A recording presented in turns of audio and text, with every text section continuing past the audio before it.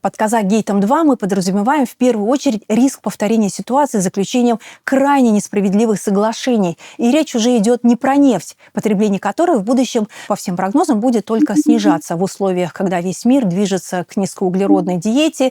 На первое место по ценности постепенно выходят редкоземельные металлы, необходимые для производства аккумуляторов. Уже сегодня судьба наших редкоземов вызывает большую тревогу. Никто не может с уверенностью сказать, какие договоры по ним уже были заключены с закрытыми дверями. Эффект домино, запущенный когда-то Казахгейтом, продолжается. И, увы, остановить его с течением времени будет все сложнее и сложнее. И дело не только в том, что на полную мощность раскручены глубинные механизмы, которые привели к появлению компрадоров, людей, продающих интересы народа в угоду транснациональных компаний, но и в том, что на искаженных ценностях, заложенных политической верхушкой в начале 90-х, успело вырасти не одно поколение чиновников.